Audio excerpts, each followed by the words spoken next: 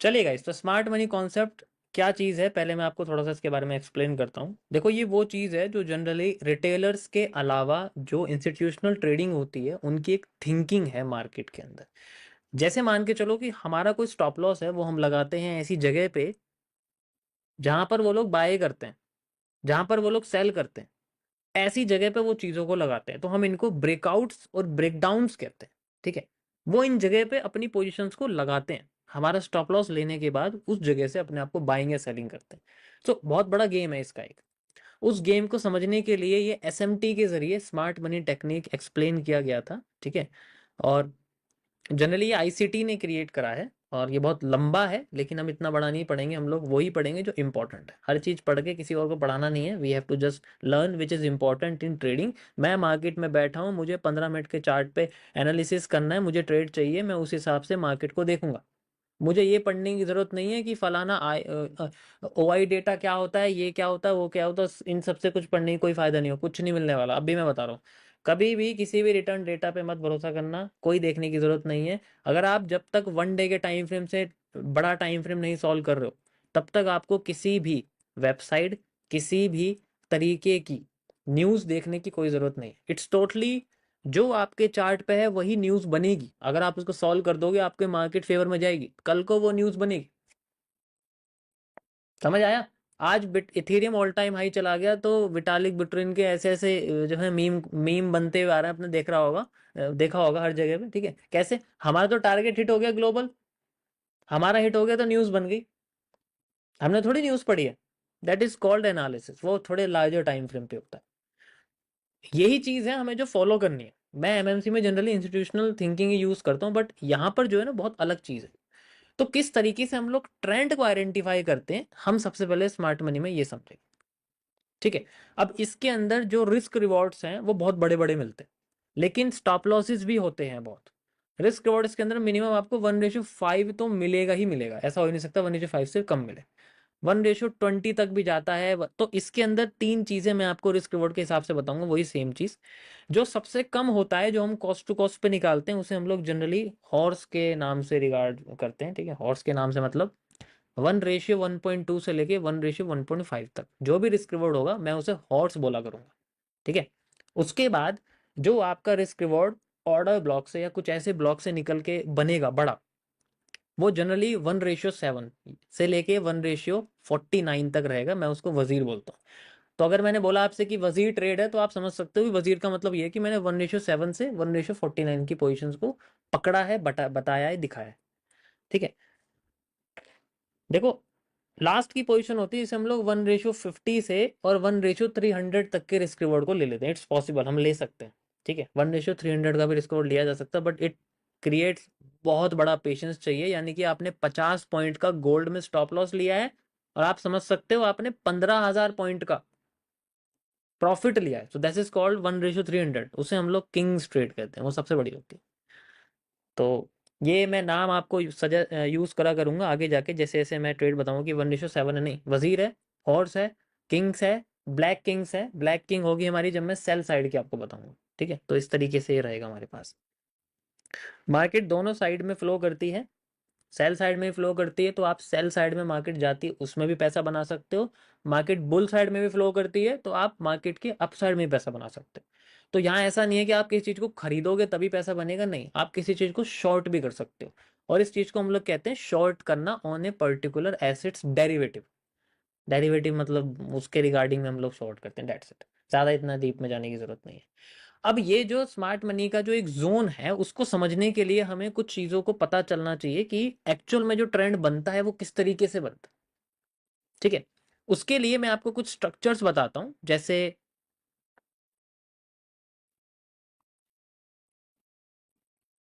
ठीक है, जैसे मान के चलो आपका एक ट्रेंड है, वो इस तरीके से बना हुआ है, मार्केट पहले नीचे आती है, फिर ऊपर जाती है, फिर नीचे आती है, फिर ऊपर जाती है, इस तरीके से बना हुआ है। इसे हम लोग एक बुल ट्रेंड कहते हैं। और जब मार्केट इस तरीके से नीचे आती है, ठीक है, इसे हम लोग बियर ट्रेंड कहते हैं। बुल ट्रेंड और बियर ट्रेंड का मतलब ये नहीं है कि वो ऊपर जा रही तो बुल ट्रेंड है, नीचे जा रही है बियर ट्रेंड है। जब हमारे पास more than to supply demand आती है, उसे हम लोग बुल ट्रेंड कहते हैं। देखो, यूज वही होगा। सप्लाई डिमांड मतलब जो डिमांड है उसे हम लोग अप ट्रेंड कहते हैं और जो सप्लाई है उसे हम लोग डाउन ट्रेंड कहते हैं। तो जब ये दो से ज़्यादा आती हैं, एक ये हो गया, एक ये हो गया, तो दो ये हो गए एंड दो हमारे पास में डिमांड हो गई। That is how we can create a trend. इसके बाद मार्केट बुलिश है, दैट्स इट, इसे हम लोग बुलिश बोलते हैं। इसी तरीके से सेम अगर हम बेरिश की बात करें तो ये हमारे सामने एक बेरिश है, यहाँ से यहाँ तक यू कैन सी। ध्यान से सुनना जो मैं बता रहा हूँ, ये इंट्रोडक्शन है। अगर ये समझ में नहीं आया ना तो ट्रेंड की डेफिनेशन समझ में नहीं आएगी। ये हमारे सामने एक बेरिश है फर्स्ट, ये सेकंड बेरिश है। उसके बाद हमारे पास में आती है सेकंड बुलिश, जिसे हम लोग डिमांड कहते हैं, and this is the demand and this is A next demand. तो जब ये डिमांड क्रॉस हो जाती है, डिमांड सप्लाई में कन्वर्ट हो जाती है, that is how a sell trend convert. इसके बाद का सारा हिस्सा हमें नेगेटिव दिखता है, दैट इज ए सेलिंग। ठीक है, अब ये किस तरीके से होता है, इनको हम लोग ट्रेंड के स्ट्रक्चर्स, कैरेक्टर्स, ठीक है, इन्फ्लुएंस, कन्फ्लुएंस, इंड्यूसमेंट्स, आइडियम्स, बहुत सारी चीजें हैं जिनसे हम लोग आइडेंटिफाई कर सकते हैं। मैं बहुत सिंपल लैंग्वेज में आपको बताऊंगा और कुछ ऐसी स्ट्रेटेजीज जो कि जनरली मेनली सभी लोग यूज करते हैं। ठीक है, समझ में आया सभी को? यहाँ तक कोई प्रॉब्लम तो नहीं है? ट्रेंड समझ में आ गया कैसे काम करता है? ठीक है, ट्रेंड कैसे होता है, कैसे काम करता है। अब ये जो मैंने आपको दिखाया, मार्केट ऐसे नहीं चलती जैसे यहाँ बनी हुई है। मार्केट ऐसे नहीं चलती, मार्केट चलती है लहरा के, गाना गाते हुए चलती है मार्केट। ऐसे ऐसे चलती है मार्केट लहरा के। हमें तो रियल मार्केट ऐसी दिखेगी ना, जब बनेगी तब सारा का सारा ये ट्रेंड वेंड सब गायब हो जाएगा दिमाग से। ऐसे ही होता है, 4 बार स्टॉप लॉस हिट करेगी ट्रेड में, फिर भागेगी ऊपर। ऐसे ऐसे ही होता है। ऐसी सेल साइड में ऐसे जाएगी मार्केट रियल में। तो आपको बस एक ओवरव्यू रखना है, और हाई और low, that is the main thing जो आपको आइडेंटिफाई करनी है। ठीक है, तो ये जो लहराना है इसको आपको दिमाग से निकालना पड़ेगा। इसके लिए मैं आपको रिकमेंड करूंगा स्टार्टिंग के 1 हफ्ता सिर्फ लाइन चार्ट पे आप यूज करना, उसके बाद आप कैंडलस्टिक चार्ट को यूज करना। लाइन चार्ट में आपको मार्केट के स्ट्रक्चर समझ में आएंगे, किस तरीके से वो ट्रेंड में कन्वर्ट होते हैं, किस तरीके से वो एक जो है कंसोलिडेशन में कन्वर्ट होते हैं। कंसोलिडेशन से बाहर निकलने का जो एक तरीका है, ठीक है, वो भी इसके अंदर एक्सप्लेन्ड है। तो कैसे निकलते हैं वो भी मैं आपको बताऊंगा कि यूज कब करते हैं और कब नहीं करते हैं। ठीक है, तो अभी ये बहुत बेसिक चल रहा है, यहां तक सबको समझ में आया कि ट्रेंड कैसा दिखता है और एक्चुअल में कैसा समझाया जाएगा। तो इसलिए शुरुआत में आपको ये सोचना है कि मैं सिर्फ लाइन चार्ट पे आपको एक्सप्लेन करूं, तो लाइन चार्ट पे यूज करूं। ट्रेड नहीं करनी है, कोई डेमो ट्रेडिंग कुछ नहीं करनी है। अभी शुरुआत में सिर्फ मार्केट के स्ट्रक्चर को समझना है, एंड देन उसके बाद आप ट्रेड करना शुरू करना डेमो में, तब आपको पता लगेगा। ठीक है, समझ आया? और कोई भी 1 मिनट के टाइम फ्रेम पे एनालिसिस और ट्रेडिंग नहीं करेगा, पहले सुन लो मेरे से बात। कोई भी 1 मिनट के टाइम फ्रेम पे एनालिसिस और ट्रेडिंग नहीं करेगा। 1 मिनट का टाइम फ्रेम आपके लिए एक तरह से श्राप है। अगर 1 मिनट के टाइम फ्रेम पे आप करोगे एनालिसिस, तो सबसे पहले आपका जो खत्म होगा वो है पेशेंस। ठीक है, कोई भी छोटे टाइम फ्रेम पे नहीं करेगा, सबको बड़े टाइम फ्रेम ही यूज करना, मिनिमम से मिनिमम 5 मिनट, दैट्स इट। और मैक्सिमम से मैक्सिमम टाइम फ्रेम आपको यूज करना 4 आवर या 1 डे। आप 12 आवर भी यूज कर सकते हो, बट 12 आवर पेड वर्जन में आता है ट्रेडिंग व्यू के। ठीक है, तो 1 मिनट गाइस। हेलो, मैं सही अभी मैं लाइव पे था, आपको थोड़ी देर में कॉल करूँ? ओके, तो सबसे पावरफुल जो टाइम फ्रेम है मैं शुरुआत में डिक्लेयर करूंगा, बाद में नहीं बताऊंगा आपको कुछ भी। तो सबसे पावरफुल जो टाइम फ्रेम है वो रहेगा 15 मिनट्स और 30 मिनट्स। इसमें आपको बायस, जिसे हम लोग ट्रेंड डायरेक्शन कहते हैं, कैसे फाइंड आउट करते हैं हम लोग ट्रेंड डायरेक्शन, वो इन्हीं टाइम फ्रेम में जनरली की जाती है। और फिर छोटे टाइम फ्रेम पे अपनी रिफाइनिंग, रिफाइनिंग मतलब एक रिफाइंड एरिया, जैसे 30 मिनट्स के टाइम फ्रेम पे जो कैंडल होगी वो गोल्ड में 800 पॉइंट का स्टॉप लॉस देगी, यानी कि 80 पिप का, हो सकता है 100 पिप्स का, है ना, ऐसे ही होगा, इससे तो कम होगा नहीं। अगर हमें उसे रिफाइंड करना है, हमें उसे स्टॉप लॉस को छोटा करना है, तो हम छोटे टाइम फ्रेम का इस्तेमाल करेंगे। That is how we can move to lower time frame. लेकिन वो इतना भी लोअर ना हो कि कैंडल छूटने लग जाए, डिसीजन फेल होने लग जाए, पेशेंस खत्म होने लग जाए और डेडिकेशन मिटने लग जाए। 5 minutes the last time frame, जो कि हमें 15 या 30 मिनट से शिफ्ट करके यहाँ लाना है, इस तरीके से। जब हमें लगेगा कि मार्केट हमारी कंसोलिडेशन में है, तो उसका एक अलग टाइम फ्रेम होता है, उसे हम लोग अलग टाइम फ्रेम पे करते हैं। ठीक है, और जब मार्केट ट्रेंड होता है उसका एक अलग टाइम फ्रेम होता है। तो किस टाइम फ्रेम पे कौन सी मार्केट देखते हैं, मैं सारी चीजें इसके अंदर एक्सप्लेन करूंगा एक अलग तरीके से। ठीक है, उससे पहले आपको ये समझना पड़ेगा कि मार्केट जो है वो जनरली एक एक्सपेंशन नेचर होता है, यानी कि एक फ्रैक्टल नेचर होता है। आप जानते हो फ्रैक्टल नेचर किसे कहते हैं? फ्रैक्टल नेचर इसे कहते हैं जिसमें, जैसे एग्जांपल के लिए मैं आपको एक कोई भी शेप बताता हूँ, जैसे मान लो ट्राइंगल है, ट्राइंगल के अंदर ट्राइंगल, ट्राइंगल के अंदर ट्राइंगल, ट्राइंगल के अंदर ट्राइंगल, ऐसी टाइम फ्रेम के अंदर टाइम फ्रेम, टाइम फ्रेम के अंदर टाइम फ्रेम, टाइम फ्रेम के अंदर टाइम फ्रेम, 4 आवर के अंदर 1 आवर, 1 आवर के अंदर 30 मिनट, 30 मिनट के अंदर 15 मिनट, इस तरीके से करते करते वो फ्रैक्टल नेचर होता है जनरली। सभी यूज करते हैं इस चीज को, ये एक बेसिक चीज है जो आईसीटी ने सबसे पहले एक्सप्लेन करी थी हमारे सामने, ठीक है। तो इंटरनल स्ट्रक्चर, एक्सटर्नल स्ट्रक्चर, कई सारे टर्म्स है, कंफ्यूज नहीं होगे तुम लोग, मैं इस चीज की तुम्हें श्योरिटी देता हूँ, कंफ्यूज किसी भी चीज में नहीं होगी, ठीक है। किसी भी चीज में नहीं होने वाले कंफ्यूजन तुम्हें, सिंपल रहेगा सब कुछ, ठीक है, क्योंकि मैं डायरेक्ट आपको, जिन्होंने इसको क्रिएट किया है उन्हीं की जो इंपॉर्टेंट चीजें हैं उनमें से ही निकाल के आपको बताऊंगा, उनके एग्जांपल्स एंड सारी चीजें। अब उनकी चीजें यार क्रेडिट तो देना पड़ेगा, दूसरों की तरह थोड़ी हूँ कि जो है वीडियो रिकॉर्डिंग कोई नहीं करेगा। यार वीडियो रिकॉर्ड कर रहे हो तुम लोग।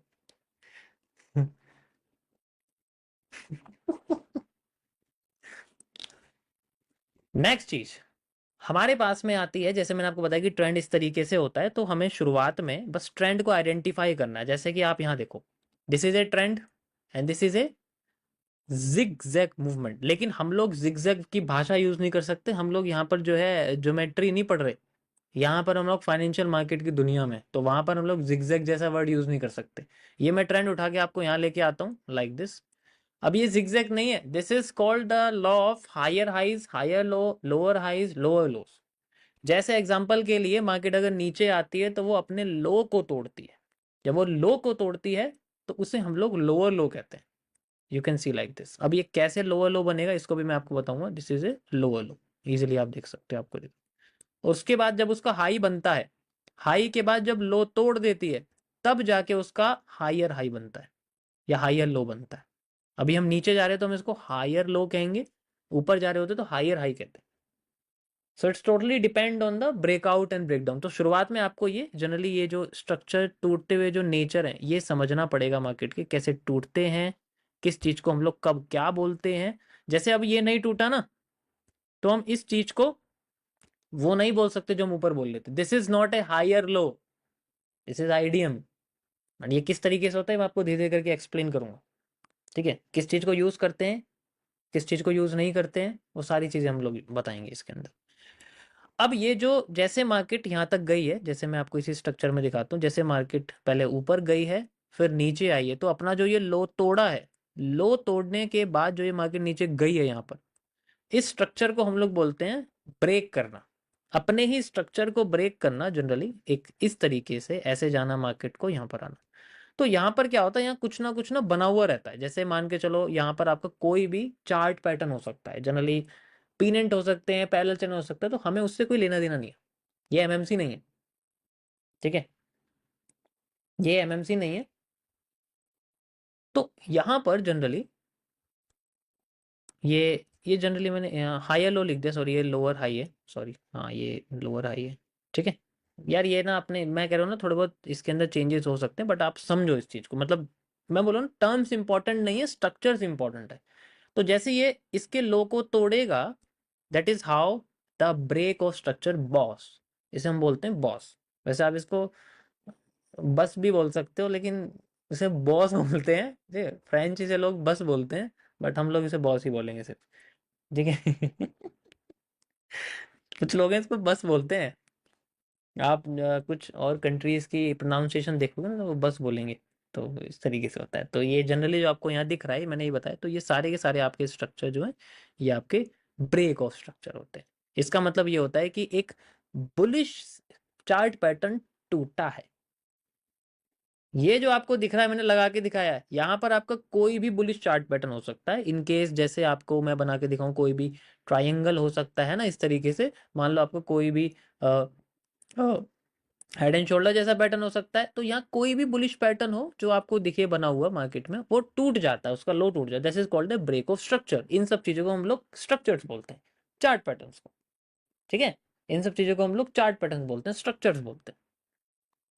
समझ में आया यहाँ तक सभी को? ब्रेक ऑफ स्ट्रक्चर समझ में आ गया? अभी बताऊंगा इसका यूज क्या होगा, ठीक है। पहले इसको समझो कि ये है क्या, ऐसा क्यों होता है, और अगर ये हो गया तो बुलिश पैटर्न की पावर खत्म हो चुकी है, अब ये हिस्सा is a dead, this zone is a dead, इसका अब कोई यूज नहीं, दिस इज ए डेड, ये बुलिश नहीं करना चाहता, नहीं कर पाया। जैसे एग्जांपल के लिए एक हैमर का बनना, ठीक है, एक हैमर का बन जाना और हैमर के बनने के बाद मार्केट का उसके लो को तोड़ देना। अगर मार्केट यहां से लो तोड़ गया तो हैमर की पावर खत्म होगी ना भाई। हैमर क्या है, बुलिश ही तो पैटर्न है। तो अगर हैमर टूट गया तो उसकी बुलिश पैटर्न, उसकी बुलिश पावर खत्म हो गई। सेम चीज यहां पर आप एक समझो कि एक हैमर बना हुआ था और उसके हैमर को तोड़ दिया गया। हैमर इज ए, तो उसका जो लो है वो जनरली ब्रेक ऑफ स्ट्रक्चर। समझ में आया, कोई प्रॉब्लम तो नहीं है? ओके, या बहुत सिंपल है। अभी मैं बहुत सिंपल रखूं, डे वन है, ज्यादा आपको जो है इतनी डीप में नहीं बताने वाला। अब इसी तरीके से मार्केट अगर चलती रहती है, ठीक है, तो ये अपना जो है ब्रेक ऑफ स्ट्रक्चर करता रहता है। ऐसे करके ये करता रहेगा, यहाँ से देखो इस तरीके से करता रहेगा, फिर ये ऐसे करता रहेगा, ठीक है।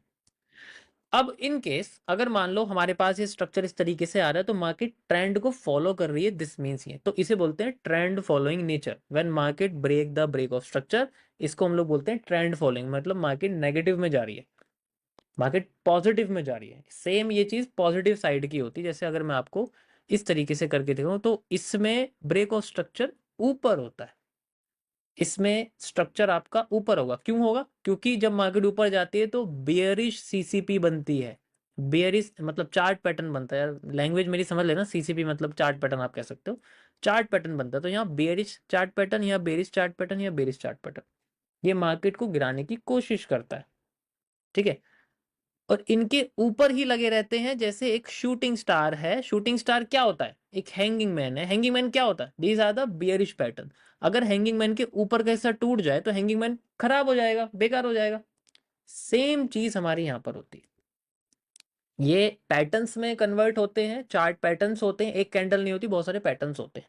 अगर आप डीप में पढ़ोगे तो एक हैमर ही दिखाई देगा, सॉरी एक हैंगिंग मैन ही दिखाई देगा, जिसको ब्रेक करके मार्केट अपसाइड में जा रही है। तो जब वो अपसाइड में जाती रहती है तो ऐसे में जो स्ट्रक्चर्स हैं, जो ब्रेक ऑफ स्ट्रक्चर हैं आपके, वो बनते हैं ऊपर की साइड, क्योंकि मार्केट ने अपने नेगेटिव पैटर्न्स को ब्रेक कर दिया है।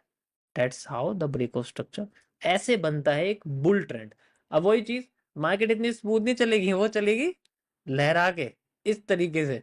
अब उसमें कैंडल्स को फाइंड आउट करना वो बड़ा ही लचीला और सरदर्दी वाला काम होता है, बट अगर हम इसको पहचान लेंगे then we can use it, ठीक है। समझ आया, कोई प्रॉब्लम तो नहीं है?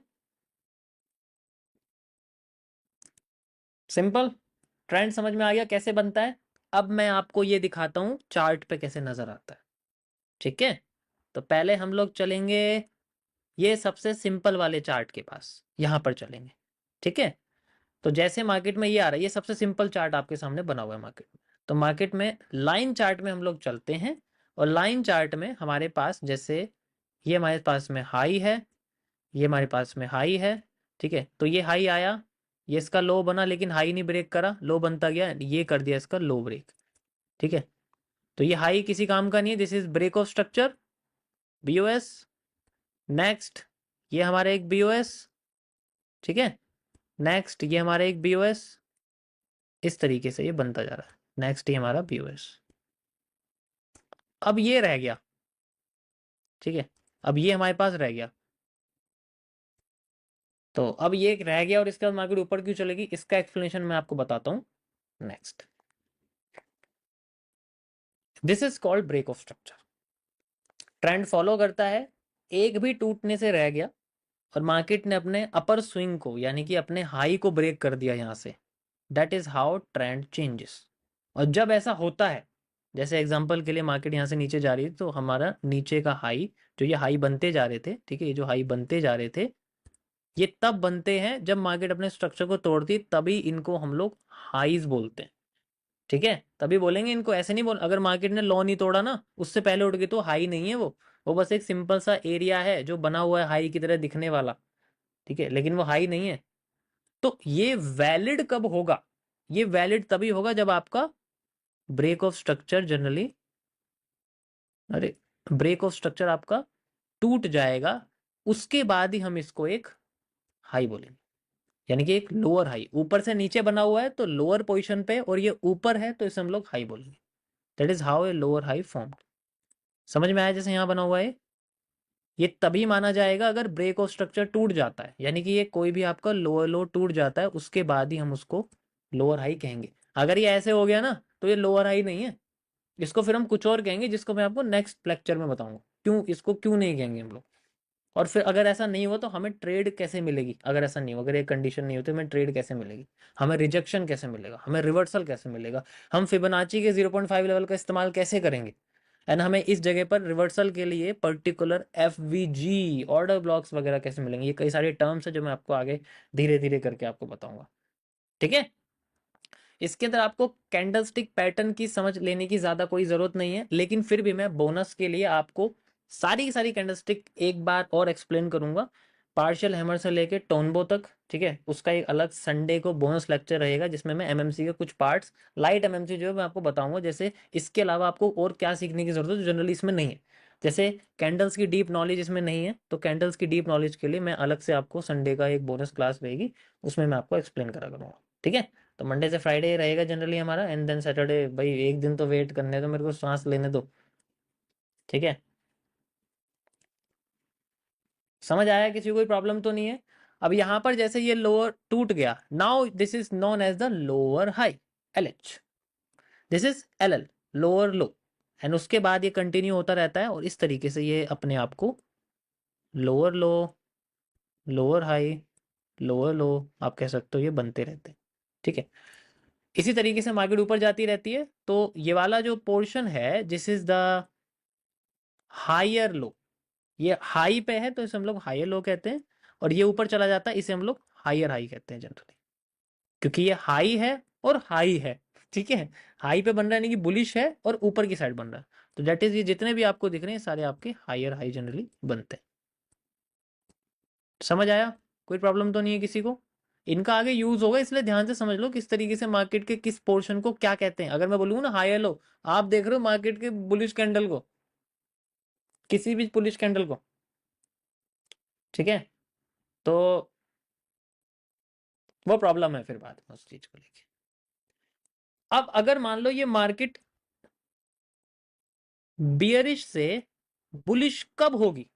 बीच में जो एक स्ट्रक्चर है जिसकी वजह से ये होगी, उसको मैं आपको कल समझाऊंगा। नाम उसका बता देता हूं, which is known as the change of character, CHoCH, and IDM, inducements. यहाँ इंड्यूसमेंट्स की अलग डेफिनेशन है, हम इंड्यूसमेंट की अलग डेफिनेशन। तो इन दोनों की वजह से कैसे ट्रेंड चेंज होता है with the help of order block, FVG, धीरे धीरे करके मैं आपको एक्सप्लेन करूंगा। तो आज के लिए गाइस इतना टॉपिक था छोटा सा, आई होप आप लोगों को समझ में आएगा। डेफिनेशन है यार, मैं ज़्यादा एक्सप्लेन नहीं कर सकता ना, वरना दिमाग फट जाएगा आप लोगों को। समझ आया? कोई प्रॉब्लम तो नहीं है? अब आपका काम क्या है? आज का टास्क भी मैं दूंगा डेली। आपका आज का टास्क है कि आपको इस तरीके से higher high, higher low, lower high, lower low, higher high, lower low, higher high, lower low, इस तरीके से, ठीक है, आपको समझना है। चार्ट पे बना के देखना है, इस पे चार्ट पे बना के देखना, शुरुआत में लाइन चार्ट पे बनाना, ठीक है, अच्छे से, और उसके बाद फिर बाद में कैंडलस्टिक चार्ट पे बनाना। फिर इसमें कौन सा हायर हाई बनेगा, कौन सा हायर हाई नहीं बनेगा, वो मैं आपको बताऊं, क्योंकि उसी से पता लगेगा कि चेंज ऑफ करेक्टर कौन सा है। ठीक है? अभी बस आप ये सीख लो कि किस तरीके से हम लोग ब्रेक ऑफ स्ट्रक्चर और लोअर लो, लोअर हाई बनाते हैं। उसके बाद मैं आपको बताऊं कि किस चीज को हम लोअर हाई बोलेंगे और किस चीज को लोअर हाई नहीं बोलेंगे, जिसकी वजह से हम लोग चेंज ऑफ करेक्टर का नाम घोषित कर सकते हैं ट्रेंड की डायरेक्शन को चेंज करने के लिए, ट्रेंड की डायरेक्शन को चेंज करने के लिए। That's it.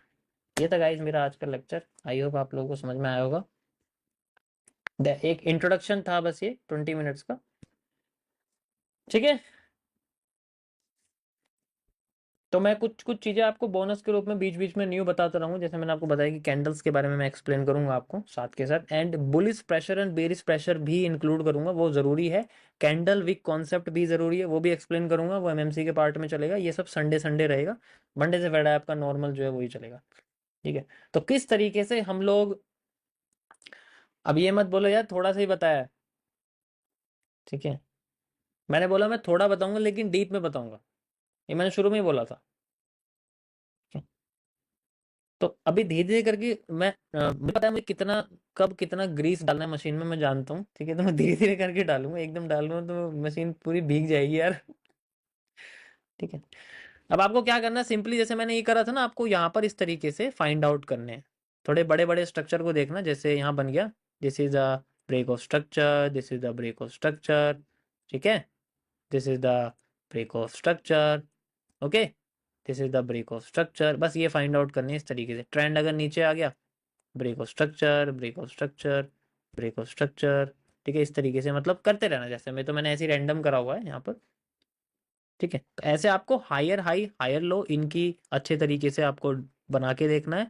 फिर इसमें से मैं आपको बताऊंगा कि किसको हायर हाई मानोगे, किसको हायर, अब जैसे ये है, इसको आप हायर हाई नहीं मानोगे, ना लोअर लो मानोगे, ठीक है? तो कई सारी चीजें हैं जिसमें मुझे आपको एक्सप्लेन करना है जनरली, ठीक है? जैसे अब ये लोअर लो बन गया है, लेकिन ये हायर हाई नहीं है, दैट्स इट। समझ में आया सभी को, कोई प्रॉब्लम तो नहीं है? ये था गाइस मेरा आज का टॉपिक, ओके, परफेक्ट। चलिए हम लोग अपने